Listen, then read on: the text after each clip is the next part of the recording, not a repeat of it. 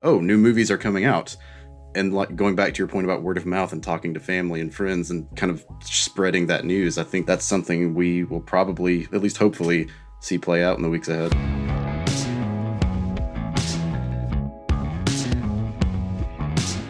This is the Box Office Podcast. I'm Russ Fisher, the editorial director of the Box Office Studios, which provides editorial content to movie theaters. And I'm joined by Daniel Laria, the editorial director of Box Office Pro magazine, and Shawn Robbins, the chief analyst for Box Office Pro.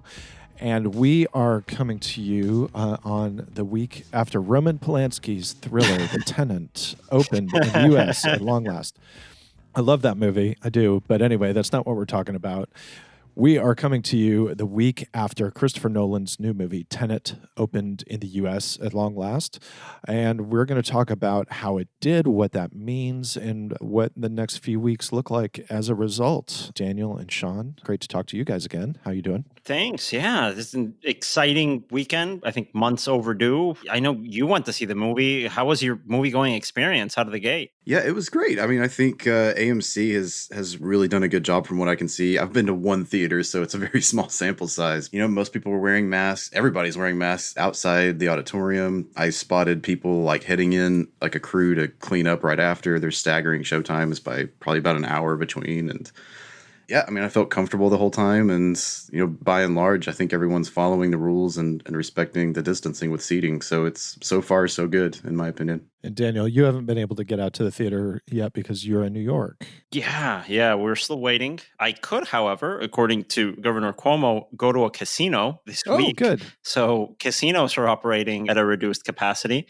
But no, we're still waiting for the governor to even provide just a regular basic time frame for cinemas to reopen. It was another slow weekend here on Saturday, but as Shawn can attest, there were a lot of eyes on our job and our industry on Sunday morning. Yeah, so let's talk about the figures. Let's talk about how Tenet did in the U.S. overall, and then maybe expand our view to look in markets overseas. What are we looking at here? So opening weekend here in the United States, because obviously the film had already opened in locations in Canada last weekend, we are looking at a $20.2 million rollout from 2,810 locations.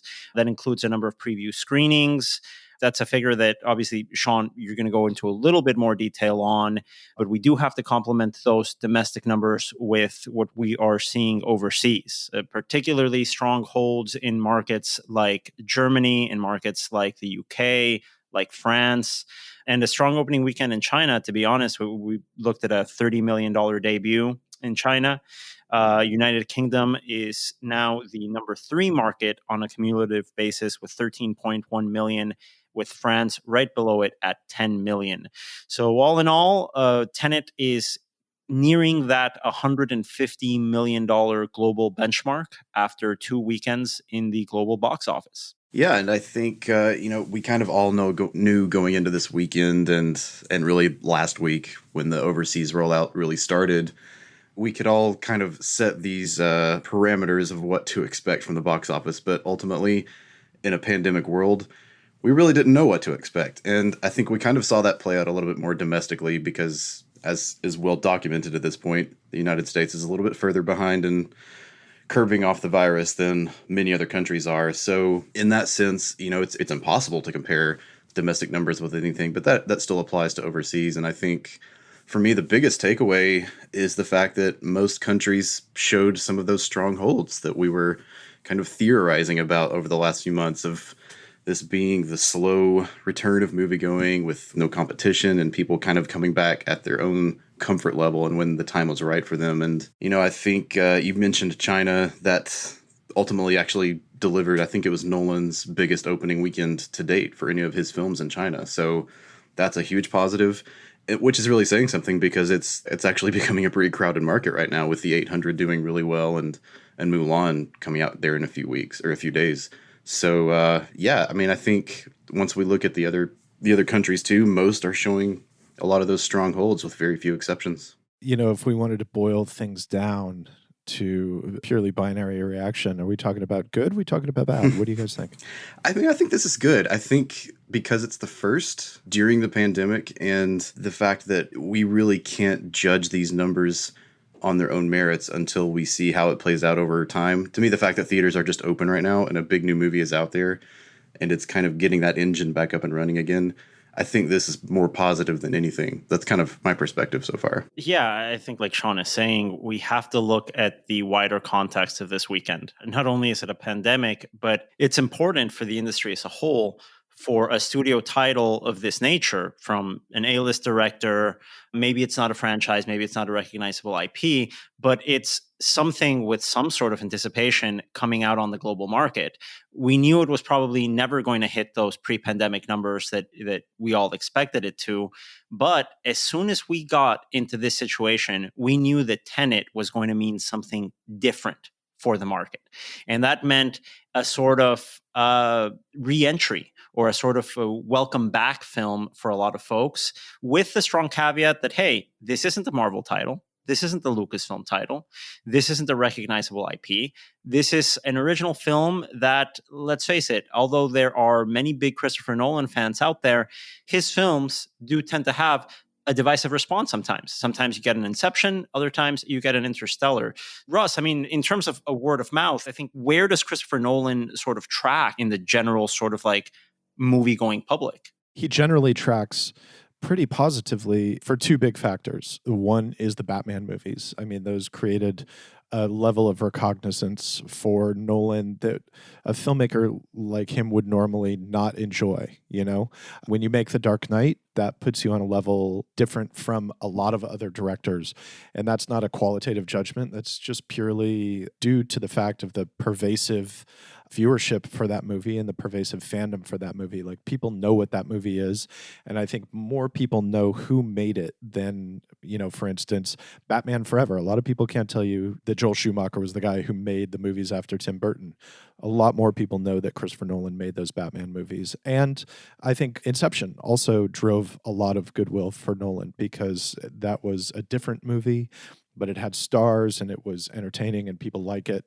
And so those two things help him out a lot. And Tenet seems to be benefiting from that. Not everyone, that you can't drive audiences to a movie with a filmmaker's name all the time, but Nolan is an exception there. And I think that consequently we're seeing some benefit for that this weekend for Warner Brothers Returns. Then, you know, you compare that. Another factor this weekend is that Mulan hit Disney Plus, you know, a movie that was originally slated to be a theatrical release, a movie that was slated to come out in the spring, was delayed initially, and was going to be one of the first post-pandemic movies before Disney moved it over to PVOD.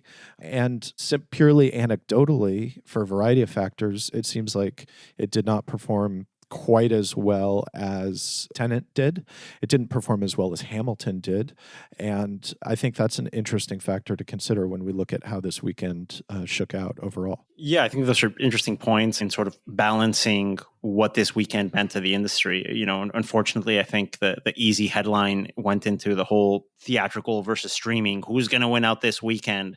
Adding a whole extra layer of what in Spanish you call morbo, this morbid anticipation of how it's going to play out. You know, I think that's a stretch when you consider that Mulan was released by a studio that made $13.2 billion globally last year from movie theaters.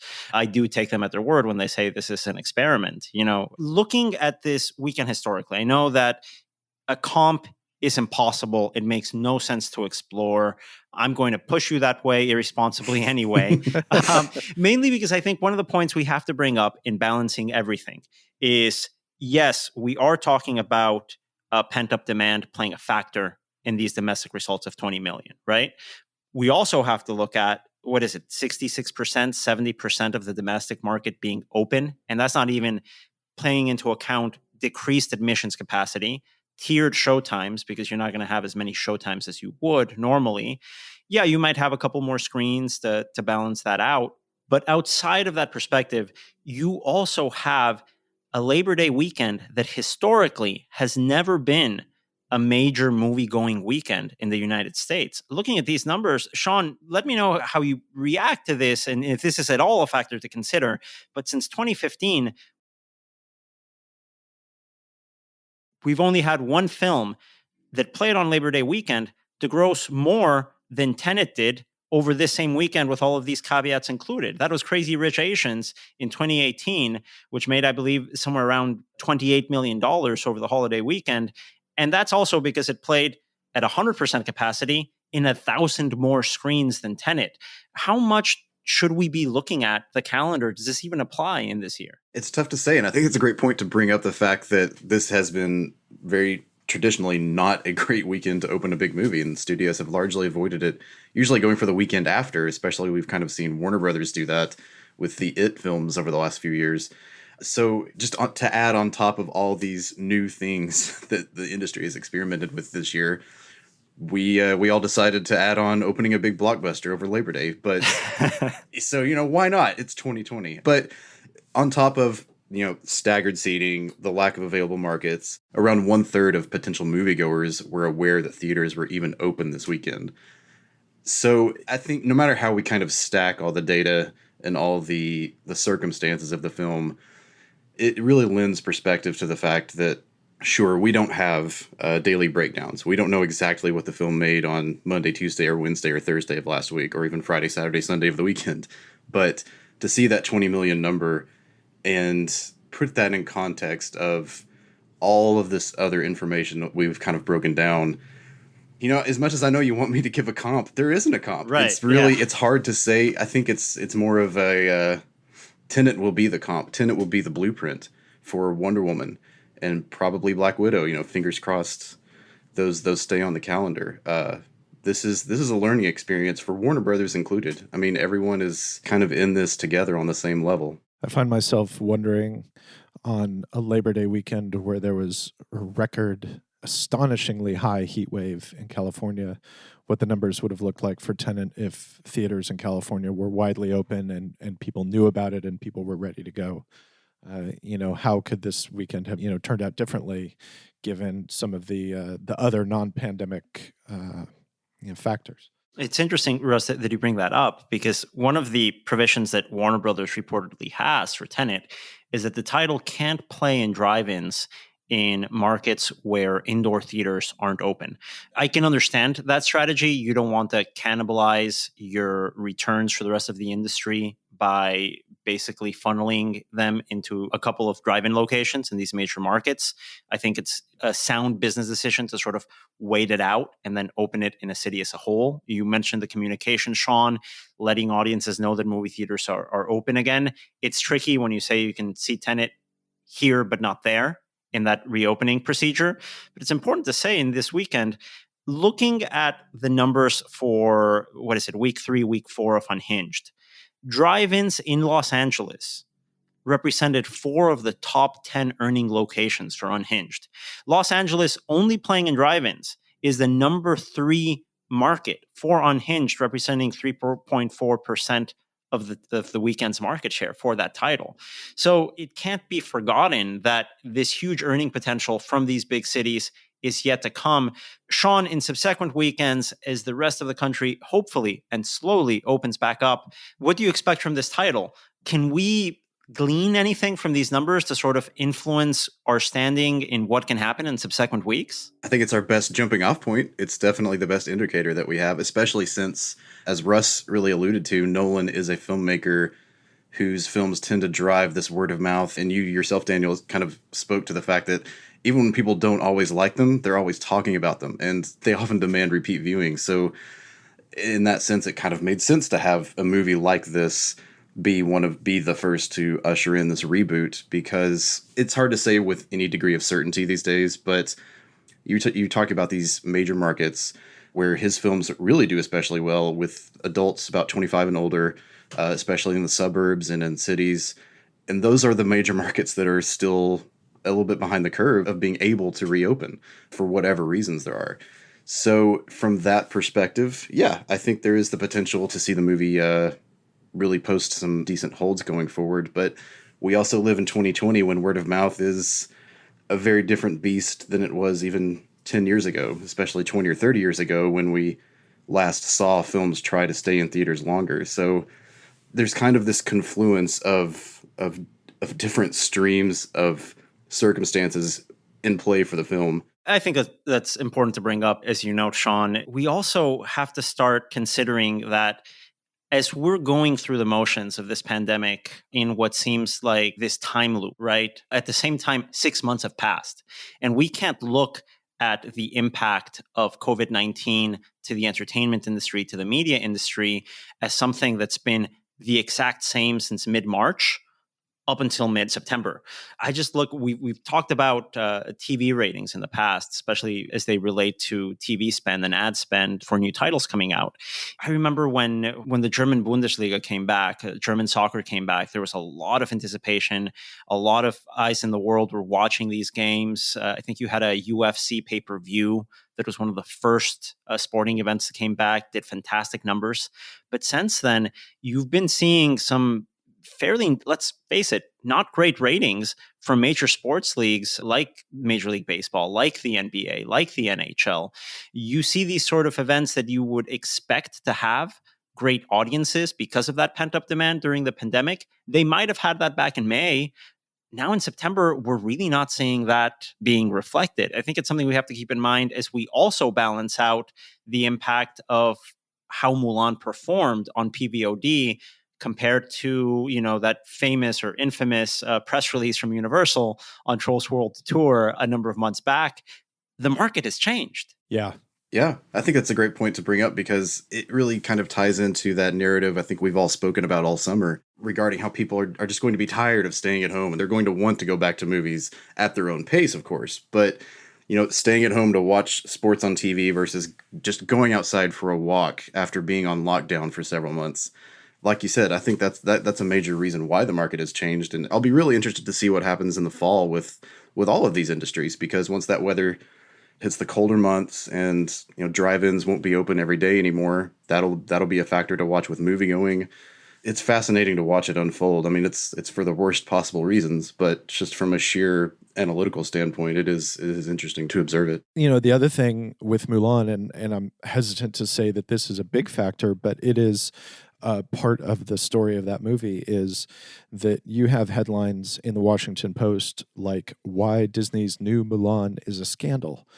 And there are a variety of things going on with Mulan, from the fact the star had come out in support of officials and cops in Hong Kong over protests there, to where the movie was filmed, to some of the business practices around the movie. There are a bunch of things that are contributing to conversations around Mulan that have nothing to do with whether or not the movie is good or whether or not people like it, but that are driving some boycotts and backlash and that sort of thing. And so it is not a title that is being wholly embraced and simply embraced in the way that Trolls World Tour was.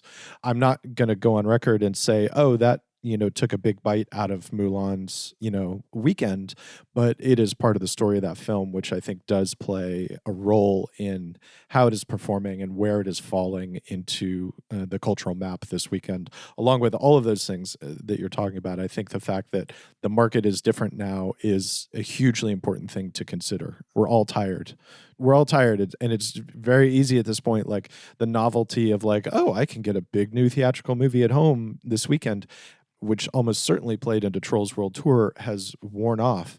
And at this point, it's like, I don't know, I'm just going to stream, a thing, or I'm going to watch American Ninja Warrior on my DVR or whatever. Hey, American Ninja Warrior, I've heard, is very much worth that DVR space. I still have to tune in. I've heard nothing but amazing things on something called American. That sounds like a straight VHS movie I'd watch like on a Mexican bus ride in the early 90s. It's one of those things that you watch and you're like, I've got all this time on my hands. Why am I not developing astonishing upper body strength? Because that could be the alternate title for that show, is Astonishing Upper Body Strength. Regardless. Talking about strength, and this is going to be a very difficult transition to make, Russ, from that. We're looking at strong overseas numbers, obviously, for Tenet on solid holds in key overseas markets. Shawn, what's the big story for next weekend? Because we're balancing out how much more of that domestic market is open, how many more screens can Tenet add to its domestic arsenal. We also have to look at an overseas expansion for Mulan that made 5.9 million from 9 minor markets. I'm not sure how much we can read into that, first overseas results on Mulan. What should we be looking forward to this coming weekend at the global box office? Yeah, I think you alluded to Tenet's potential expansion into more theaters, hopefully a little bit more of the domestic market opening up. But we're looking at Mulan. Arguably, its biggest territory will open, and that's China on this. I think it'll be this Friday. Russia opens as well, so that will really kind of be a big litmus test for how the film is going to perform on a global scale in the markets where it's not available on Disney Plus. And I think a lot of eyes will be on that performance. Beyond that, it's really just more about watching how all these existing holdovers are performing in all countries, domestic included. So, yeah, I think those are the two big stories would be Mulan and how Tenet starts to show in its sophomore, in some cases, third weekends. Now, usually we're able to, back in the before times, we would be able to sort of gauge what a holdover gross would be really by Wednesday, Thursday after the opening week. We're recording this Tuesday before the second US weekend for Tenet. Because this is a new normal, can we really gauge on what those holds could potentially look at in North America? Or is it really just impossible until we have more information on location counts, whenever that may be? It's somewhere in between. I think it's more of a matter of we can use the very limited samples we have had from the last few weeks. Unfortunately, A New Mutants isn't really a great basis of comparison for Tenet in a lot of different ways. Maybe unhinged to a certain degree, being an original movie. There's always some level I think we can establish of this is the worst case scenario. This is the lowest things can go. This is the highest things can go. And it's challenging to find the accuracy in the middle of that during normal circumstances. And right now, obviously, that's just on a whole other level. So I think the answer is yes and no. It'll be... we'll also have, I think, Broken Hearts Gallery opens domestically this week as well. I don't think we've mentioned that yet, but that'll probably be kind of a modest performer aiming for like teen audiences, maybe some young adults. So that'll also be one to watch, but it's really not going after that Tenet audience, I don't think. So at the very least, we're going to have one more new wide release in the market in North America to kind of just build this pyramid brick by brick. And for those listeners at home, you can read our latest box office forecast for the weekend here domestically at boxofficepro.com, where Shawn will be giving out a full analysis on the potential scenarios to play out for this weekend at the box office. Yeah, and ultimately, I think the one thing I want to swing back to before we close this out is that 30% of potential moviegoers knowing that theaters were open. And we've talked about this before on the podcast, that one of the biggest challenges for theaters, regardless of size of the circuit, would be communicating to audiences that the doors were open again, that they can go back. And that's something that the industry as a whole is clearly still got to wrestle with, because that 30% number is a little eye-opening for me. And how do you think, where do we see this going? Do you guys think that number can go up to 50 or 60% by, over the course of this next week? Or is it going to be a longer road and a harder challenge? That's a tough one, right? I think word of mouth is, but that's where word of mouth comes in. I think, Russ, we've spoken about this in the past, where word of mouth is going to be not only did I like the movie, but like, hey, by the way, I went to the movies. That's something that you tell your family. That's something you tell your friends. It used to be, even if you went every weekend before the pandemic, now it's something share with people and to share your experience with people as you do so. Sort of like how we opened this podcast, right? So I think the deeper we get into this process, the better we'll be. And I really do hope that we can focus on that part of the messaging. I think where things get really tricky is when we read too much into the box office in ways that don't really make sense. The future of theatrical isn't down to how Tenet performs. It was important for it to come out. It is definitely a lifeline for theaters that have been open for here in the US, weeks, elsewhere, months. But I don't want to be in that situation where we were, I don't know, there's been countless times. Shawn, the one I can come up with, remember when that Ghostbusters reboot came out with the all-female cast? It underperformed. And then there was just this chorus online, oh, female-driven movies are terrible at the box office. That's not at stake. That's not the conversation we're having. That's not the conversation. Yeah, we really have to step back and sort of see, hey, this is an individual title in a market. and crucially in a market that's still in a recovery phase. Yeah, and I think just having headlines out there about Tenet, box office is it's still a little bit of a niche, but it's a little bit like watching baseball scores. It's become popularized over the last couple of decades, and people who are just very casual about following anything related to movies might stumble upon a headline saying Tenet did such and such at the box office this weekend, and that can trigger a thought of, oh, new movies are coming out. And like going back to your point about word of mouth and talking to family and friends and kind of spreading that news, I think that's something we will probably, at least hopefully, see play out in the weeks ahead. And I'm now, since we have temporarily relocated to the Midwest to live with some family for the rest of the year, I'm in a household where there's a lot more TV on more often. I'm not seeing movie ads, and this is stuff where, when possible, like we're watching baseball games, there's a lot of, football commentary that we're watching that's on, other stuff along those lines. And I'm not seeing the sort of movie ads that we would have been seeing at this time a year ago in, a quote unquote regular environment. That's a good point. And so that seems like, that is a big part of the equation when it comes to that outreach and that word of mouth.